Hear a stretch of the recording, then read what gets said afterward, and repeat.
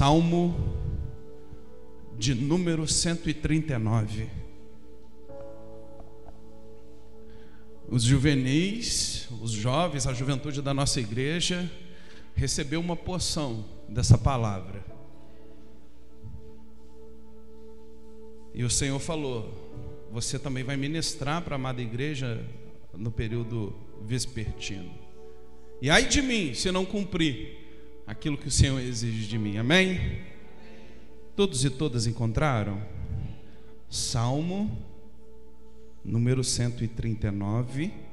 Deixa o pastor aqui colocar certinho. Achei. Veja bem, é Deus que revela quem somos. Eu quero que você já inicie este momento de reflexão tendo essa afirmação cravada na sua mente e coração: é Deus quem revela quem somos, assentado, em pé, da forma que você desejar. Porque para o nosso Deus não é interessante simplesmente uma postura exterior, mas a interior. Então incline o seu coração. Incline o seu coração nesta noite para a palavra revelada dos céus para a sua vida. Assim está escrito: Senhor, tu me sondas e me conheces. Tu conheces o meu sentar e o meu levantar. De longe penetras o meu pensamento. Examinas o meu andar e o meu deitar. Meus caminhos todos são familiares a ti. A palavra ainda não me chegou à língua e tu, Senhor, a conheces inteira. Tu me envolves por detrás e pela frente, sobre mim colocas a tua mão. É um saber maravilhoso que me ultrapassa, é alto demais, não posso atingi-lo. Para onde irei longe do teu sopro? Para onde fugirei longe da tua presença? Se subo ao céu, tu aí estás. Se me deito no abismo, aí te encontro. Se levanto voo para as margens da aurora, se migro para os confins do mar, aí me alcançará a tua esquerda e tua direita me sustentará. Se digo, ao menos as trevas me cubram, mesmo as trevas não são trevas para ti, e a noite é clara como o dia. Sim, pois tu formastes meus rins, tu me tecestes no seio materno. Eu te agradeço por tão grande prodígio e me maravilho com as tuas maravilhas. Conhecias até o fundo de minha alma e os meus ossos não te eram escondidos. Quando eu era formado em segredo, tecido na terra mais profunda, teus olhos viam as minhas ações e eram todas escritas no teu livro. Os meus dias já estavam calculados antes mesmo que chegasse o primeiro. Mas a mim, como são difíceis os teus projetos. Meu Deus, como é grande a soma deles, se os contos são mais numerosos que a areia. E ao despertar, ainda estou contigo. Ah, meu Deus, se matasse o injusto, se os assassinos se apartassem de mim, eles falam de ti com ironia e em vão se rebelam contra ti. Não odiaria eu aqueles que te odeiam? Não detestarias aquele que se rebelam contra ti? Eu os odeio com ódio implacável. Eu os tenho por meus inimigos. Sonda-me, ó Deus, e conhece o meu coração. Prova-me e conhece os meus sentimentos, e vê se não ando por caminho fatal, e conduze-me pelo caminho eterno. Senhor Deus, nosso Pai, aqui está a palavra revelada para nós nesta noite.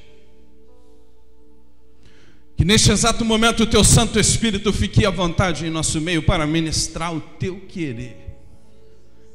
O teu querer, ó Deus. O Senhor que nos conhece. O Senhor é aquele que dá a última palavra ao nosso respeito. Então fique à vontade em nosso meio, ó Deus soberano. Que o teu Santo Espírito comece a passear por esta igreja. Eu sei que o Senhor tem uma palavra destinada para este conjunto, a Igreja Metodista em Corumbá, mas também creio que o Senhor tem uma palavra revelada para cada pessoa que aqui está no individual. Então fala aos corações, Espírito Santo. Fala. Queremos mais de Ti. Queremos o Teu fluir em nossa vida. Todo o intento de Satanás contra a vida da igreja, nós declaramos a falência neste exato momento. Todo roubo de palavra cai por terra na autoridade que há no nome de Jesus. É o Senhor que vai bradar nesta noite. E nós estamos com os nossos ouvidos prontos para ouvir a voz do sumo pastor, Jesus Cristo, aquele que é, aquele que era e aquele que há de vir. Assim oramos. Amém, amém e amém. Bom, eu gostaria de iniciar a pregação de hoje fazendo uma pergunta provocativa. Se o pastor começar a embolar as palavras, é sinal do meu cansaço. Acontece na maioria das vezes isso comigo. Quando eu começo a embolar algumas palavras, é sinal que eu já estou ficando um pouco exausto e eu preciso descansar. Mas o Senhor é aquele que sempre traz o refrigério sobre a minha vida. Mas não se espante se eu começar a embolar algumas palavras, amém? Então eu gostaria de iniciar a pregação de hoje, repetindo, fazendo uma pergunta provocativa. Uma pergunta que vai gerar outras perguntas. Vocês me autorizam? Amém? É uma pergunta que vai nos convidar à reflexão. O que você tem pensado sobre você? Veja bem, o que você tem pensado sobre você é o mesmo que Deus pensa ao seu respeito? Eu fiz essa pergunta para a juventude na parte da manhã. Vou repetir mais uma vez. O que você tem pensado sobre você é o mesmo que Deus pensa ao seu respeito? Nos dias atuais, essa pergunta que nos convida a uma forte reflexão se faz necessária. Sabemos que há uma tendência em substituir pessoas, relacionamentos, por coisas e procedimentos que não demandam um esforço vivencial da nossa parte. Já não é mais novidade para muitos que aqui estão, que é possível fazer transações bancárias sem o auxílio de uma pessoa do banco. Já não é novidade para você que para comprar um refrigerante você não precisa mais do auxílio de um garçom, que para você adquirir ingressos para um teatro, para um cinema, você não precisa mais ir à bilheteria e ter o contato com uma pessoa. Já não é mais novidade para vocês, ainda mais para a juventude, que hoje em dia para desfazer relacionamentos basta um clique. É ou não é? Um clique. Penso que é importante lembrar que por mais que tenhamos essas facilidades ao nosso alcance, devemos constantemente trazer à nossa memória que somos seres humanos, precisamos uns dos outros e devemos reconhecer o nosso valor. Devemos reconhecer o valor daquele que está sentado ao nosso lado. Eu não tenho costume de fazer isso, eu ficava indignado, mas olha para a pessoa do seu lado. Ela tem valor. Ela tem valor. Ela tem valor. Quando eu olho para vocês, eu enxergo a imagem de Deus. Eu enxergo a imagem de Deus. E sabe por que a gente tem esse escrito poético lá no Gênesis, lá no início, falando que o ser humano é a imagem e semelhança de Deus? Oh Deus, o escritor ou a escritora, a gente não sabe ao certo quem foi, ele estava querendo mostrar que se nós refletimos a imagem do Criador, nós devemos ser tratados com dignidade. Aí está o sentido de dizer que nós somos imagens e semelhança de Deus. Nós temos dignidade, porque nós somos feitura dele, das mãos dele. Por que é necessário reconhecer o que está do seu lado? Porque quando nós vivemos com outras pessoas, nós melhoramos como pessoas, e isso nos ajuda no nosso desenvolvimento e na nossa evolução. Mas agora talvez você esteja aí se perguntando, mas espera aí, aonde o pastor quer chegar com isso? Eu quero dizer que se faz urgente você perceber o quanto Deus te ama. O quanto Deus te ama, sabe? Não é uma palavra jogada ao vento. Porque muitos falam da boca para fora. Jesus te ama. Mas hoje eu quero falar de um jeito particular. Eu quero dizer para você que, independente das circunstâncias, das adversidades que você anda passando, talvez da desvalorização que você está sentindo, Jesus te ama. Ele te ama verdadeiramente, não é uma palavra jogada ao vento. Tu tem importância para o Senhor. Você tem a importância para o Senhor, e é fundamental você entender isso e enxergar. Sabe por quê? Quando você enxerga que Deus te ama, você entende que você deve frequentar ambientes onde que o amor é gerado. Você deve participar de ambientes, de lugares, de conviver com pessoas que exale amor. Tudo que foge do amor está contra Deus. Isso é necessário para você se amar, para você se respeitar. O salmo que acabamos de fazer menção, ele é um exemplo de uma conversa íntima com Deus. O salmista, nele, abre o seu coração. O salmista está diante de Deus sem reservas e dialoga com aquele que tudo vê, que tudo pode. E aí, examinado por Deus, o autor dessa belíssima composição descobre que Deus o conhece melhor do que ele próprio. Deus o conhece melhor do que ele próprio. Tem coisas que nem você sabe que está no íntimo da tua alma, lá no fundo secreto, mas Deus já sabe. Nós servimos um Deus que tudo vê, que tudo sabe. É isso que o Salmo diz. E aí o salmista, apavorado diante disso, ele pensa em quê? Ele pensa em fugir. Mas para onde? Para onde irei longe do teu sopro? Para onde fugirei longe da tua presença? Se subo ao céu, aí estás. Se me deito no abismo, aí te encontro. Se levanto voo para as margens da aurora, se migro para os confins do mar, aí me alcançará a tua esquerda e a tua direita me sustentará. Se digo ao menos as trevas me cubram e a luz se transforme em noite ao meu redor, mesmo as trevas não são trevas para ti, e a noite é clara como o dia.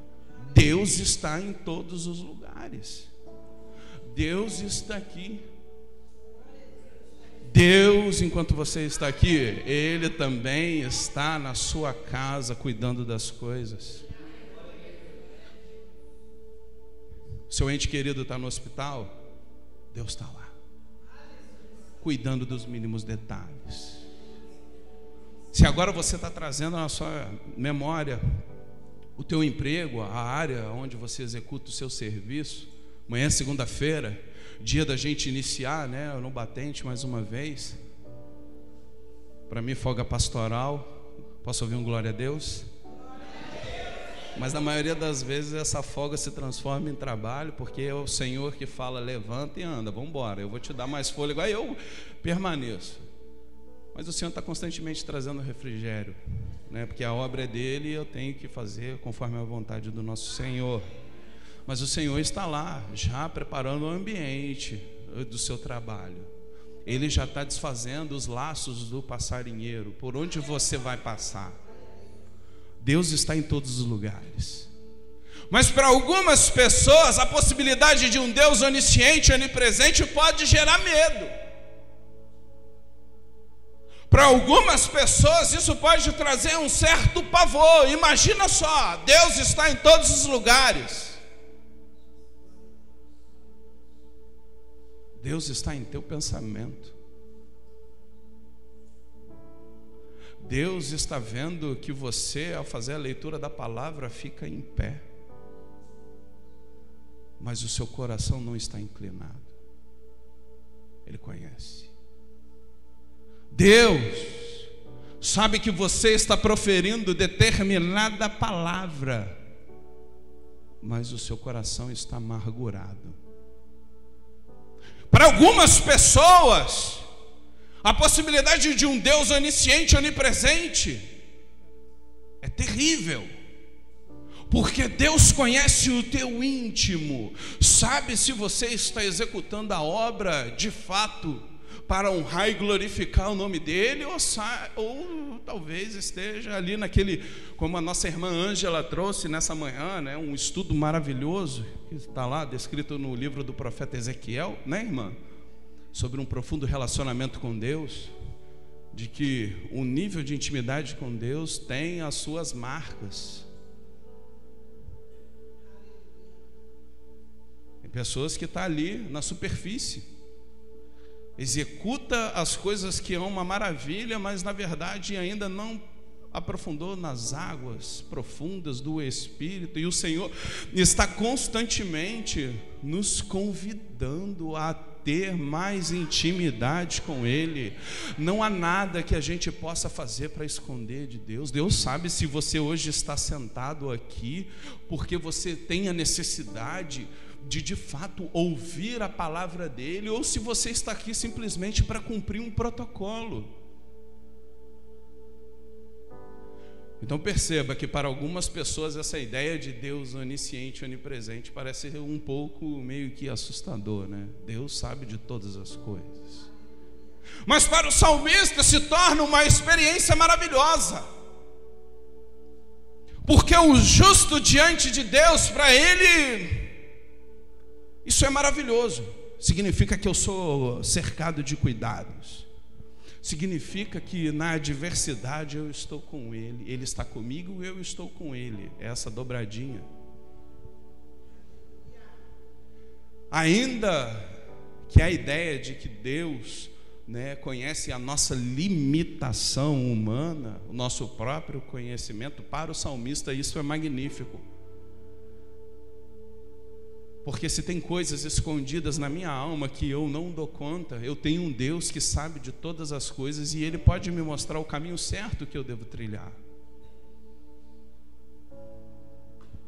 Adiante, o salmista se propõe a falar sobre o poder criativo e da sabedoria divina na formação, na sua própria formação. Perceba que no verso 13 a expressão meu interior se refere aos rins. Na minha tradução está rins, em outras está meu interior, mas significa os rins. E os rins na cultura judaica representavam o centro da personalidade e da vontade. Ou seja, os rins neste caso, né, tem o mesmo significado de que o coração para nós. Na cultura judaica, os rins têm esse mesmo significado, que o coração, lugar da consciência, lugar das emoções, lugar dos afetos. eu comentando, né? Porque antes de pregar para a igreja, eu prego para a Aline, tá, gente? Eu prego para minha esposa. Inclusive, ela está em casa. Depois eu peço que você esteja em oração por ela, que ela não estava se sentindo um pouco bem. Eu falei: não, amor, fica aí. Eu vou cumprir o santo ofício, mas você está em minhas orações. E eu tenho certeza que a igreja também vai estar. Mas antes de pregar para a igreja, eu estava pregando para minha esposa. Eu falei: eu não vou sair daqui enquanto eu não pregar para você. E aí, ela ouvindo, né? Ela falou: mas lugar da consciência? Mas consciência não é aqui? Eu falei: não, é lugar da consciência. Sabe quando você diz assim: o meu coração está mandando, né? Parece que a gente faz essa, mistura tudo, né? Mistura consciência com coração. O meu coração está dizendo para eu ir. Não, o meu coração está dizendo para eu não ir. Os rins na cultura judaica, ele tem esse mesmo significado. E mais uma vez o autor se maravilha diante do conhecimento extraordinário que o Criador possui a seu respeito. Não existe nada que a gente possa ocultar de Deus. Até os seus pensamentos mais impuros, Deus contempla. Até o sorriso que você está dando, só que no seu interior você está doido para esganar aquele irmão, o Senhor está contemplando. O Senhor contempla. O Senhor vê tudo e revela aos seus. E revela. Adiante, né? Diante do amor, da sabedoria e do poder divino, o salmista, ele decide continuar adorando e obedecendo aquele que o criou. Deus vê tudo. Eu reafirmo mais uma vez aqui nessa noite: Deus vê tudo. Ele está presente em tudo. E somente Ele nessa noite pode revelar quem que você é. Mas por que você está falando isso, pastor? Eu estou falando isso porque tem algumas pessoas que pautam a sua vida e tem como parâmetro o que as outras pessoas dizem ao seu respeito. Não. Quem dá a última palavra sobre você é Deus. Quem te define é o Senhor, aquele que nos criou. O Salmo 139 nos mostra o cuidado de Deus ao cuidar de cada pessoa. Deus forma as nossas emoções. E perceba que ninguém nasce odiando. E aqui eu lembrei do saudoso Nelson Mandela, um grande metodista, que diz assim: ninguém nasce odiando outra pessoa. Ninguém nasce odiando outra pessoa pela cor da pele, por sua origem, por sua religião, por sua convicção. E aqui é um acréscimo do pastor Romário. Para odiar, as pessoas precisam aprender. E se podem aprender a odiar, elas podem ser ensinadas a amar. Nós estamos vivendo tempos obscuros. Tempos em que pessoas que se julgam, que se auto-intitulam como cristãos e cristãs, não estão cumprindo a sua parte de refletir verdadeiramente a imagem do Criador.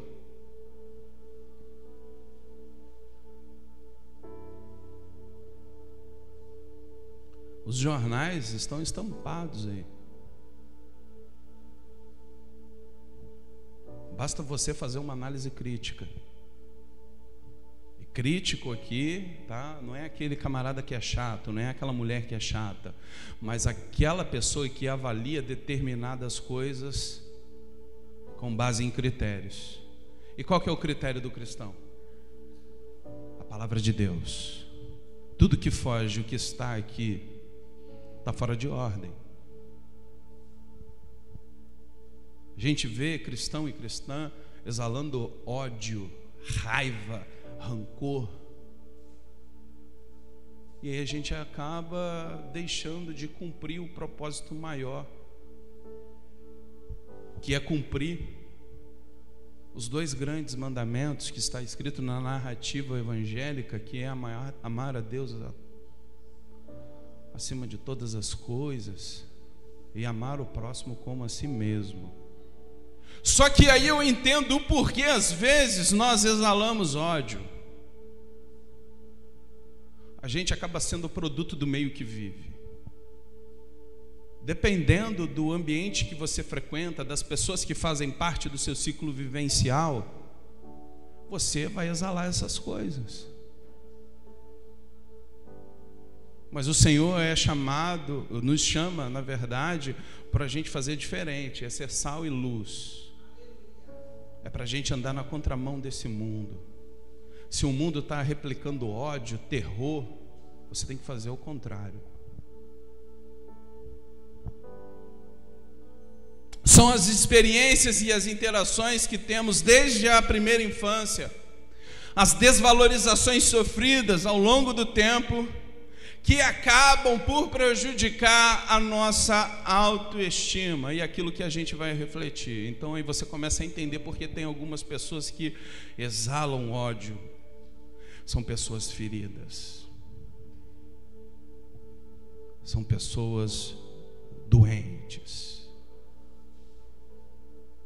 que precisam de tratamento. Tem pessoas que são assim. Tem pessoas que não seguem por esse viés, mas foram machucadas por essas, que foram machucadas lá atrás. E aí a gente fica dentro de um ciclo vicioso. A gente não precisa ter imagens equivocadas ao nosso respeito. Podemos valorizar e confiar no que Deus pensa de nós. E aí está o motivo da minha pergunta, praticamente é a resposta. O que você tem pensado ao seu respeito é o mesmo que Deus pensa de você?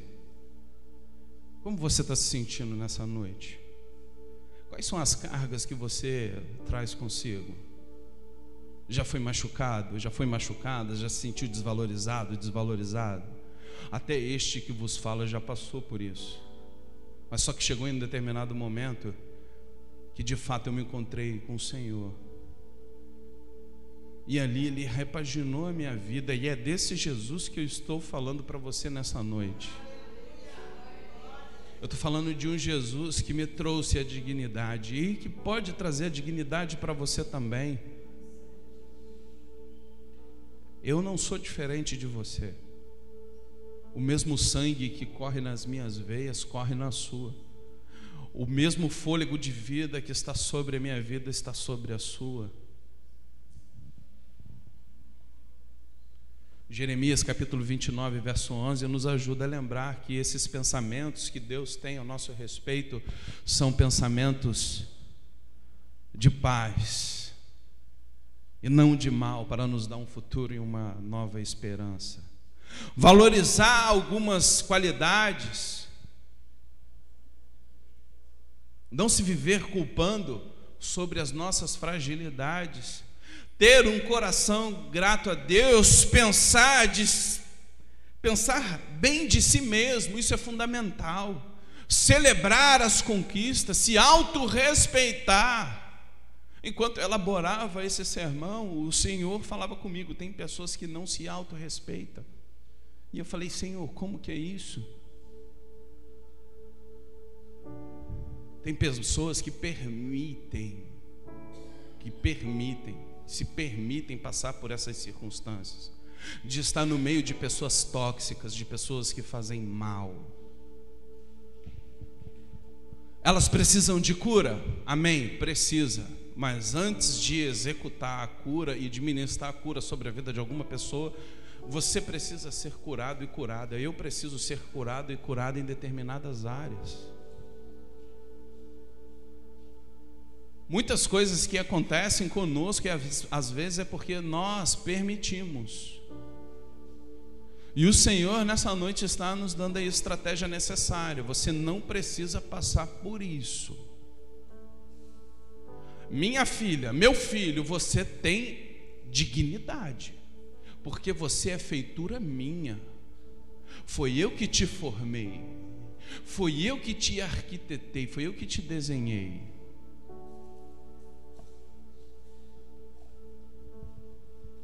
Autorrespeitar, não se menosprezar e nem deixar as outras pessoas te desrespeitar, te ridicularizar. Você tem que estar perto de quem te ama e cuida de você. Esses são os caminhos para alimentar uma autoestima saudável.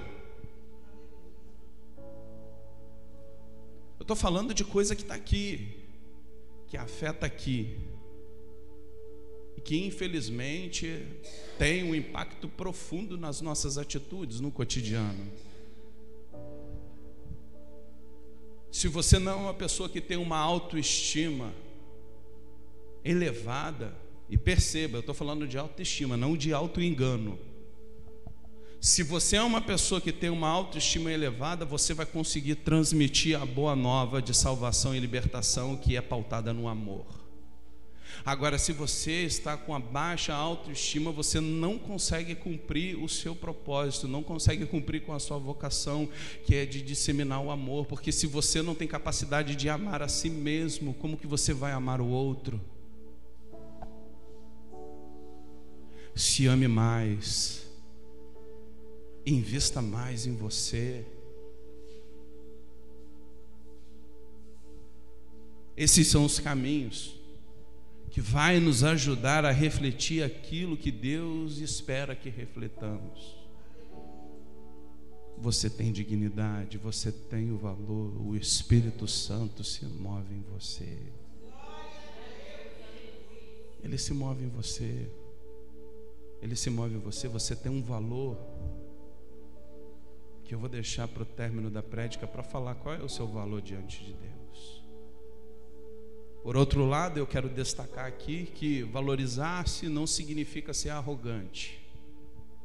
Tem pessoas que eu sou, aí entra a dimensão do auto-engano, né? Eu sou o bom, e aí está sendo arrogante. Aí a gente olha para a Bíblia, o cristão tem que olhar sempre para a Bíblia, tá, gente? A gente olha para a Bíblia e vê lá Paulo e Jesus advertindo sobre a gente pensar além de nós mesmos, né? Pensar além do que convém. Pessoas com uma boa autoestima conseguem entender o valor da humildade e a diferença entre ser humilde e se deixar se humilhar por outras pessoas. Na dúvida, veja bem, na dúvida do que pensar ao seu respeito, renuncie os pensamentos negativos sobre a sua vida. E eu tenho certeza que nessa noite todos os pensamentos negativos que você tem ao seu respeito vão ser eliminados na autoridade que há no nome de Jesus. Renuncie todos os pensamentos negativos. Tudo aquilo que vier sobre a sua mente, sobre o seu coração, sobre você enquanto pessoa, jogue por terra, que não provém de Deus. O Senhor tem pensamentos de paz ao seu respeito. Então tudo aquilo que tira a tua paz, no exato momento, na hora que veio, que entrou, você já repreende em nome de Jesus, porque o pastor tem autoridade. Amém ou não amém? Você também tem. Você também tem. O que nos diferencia, sabe o que é, meu irmão e minha irmã? É a função. Diante de Deus somos todos iguais. Renuncie os pensamentos negativos e queira para si a mente de Cristo e os pensamentos de Deus ao seu respeito. Não é nenhuma pessoa que vai definir quem você é. Quem te define é aquele que te criou, é aquele que tem te sustentado, é aquele que escuta a sua oração durante a madrugada, é aquele que colhe todas as suas lágrimas que você derrama, é Ele que te define. Não aceita as outras pessoas te definir por rótulos. O importante é você ter a sua consciência limpa diante de Deus de quem você é. Não aceite palavras negativas ao seu respeito. Não aceite, porque infelizmente tem muitas pessoas que estão adoecidas, que estão com problemas físicos decorrentes de quê? De palavras negativas que são jogadas constantemente, de dardos inflamados. Aí eu faço, essa ponte para o mundo espiritual. São dardos inflamados de Satanás sobre a sua vida, então não permita.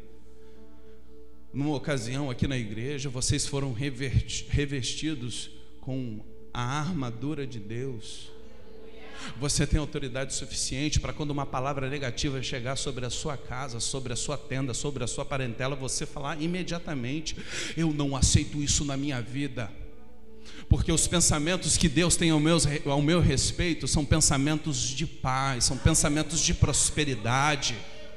Palavras negativas sobre o seu casamento, sobre o teu relacionamento, sobre os seus projetos, você tem autoridade suficiente para anular. Palavras, você tem autoridade. Não permita isso na sua vida. É o Senhor que está falando nessa noite para você. Não dê a brecha, não deixe entrar no seu coração. Nessa noite você vai sair daqui com o coração blindado, e vai ser você que vai blindar o seu coração nessa noite. Vai ser você. Deus já está me dando a estratégia aqui. Deus já está me dando a estratégia. Se para a cultura judaica os rins, tinha essa relevância, nós ocidentais entendemos que o coração tem essa relevância. Então você vai blindar o seu coração nesta noite, porque os dardos inflamados vão chegar. Só que na hora que ele chegar perto de você, ele vai pulverizar, porque ele não vai ter força para penetrar você, não vai ter força para penetrar a sua alma. Sabe por quê? O seu valor, sabe qual que é o seu preço? O seu preço é o sangue de Jesus que foi vertido na cruz. Não há nada nesse mundo, mais estimado do que o sangue de Jesus. E se você está aqui nessa noite, é porque o sangue dele está sobre a sua vida. O sangue do Cordeiro está continuamente sobre a sua vida. Por onde você passa, esse sangue vai isolando toda investida de Satanás. Os teus projetos, os teus sonhos, nessa noite vai sair daqui blindado pelo poder divino do nosso Deus. E você vai entender que é por intermédio da sua fé que as coisas vão acontecer. Amém? Eu gostaria de orar por você nessa noite. Eu gostaria que você viesse diante do altar do Senhor. O vir ao altar do Senhor é uma atitude terapêutica e reconhecimento de que Ele vai fazer a partir do momento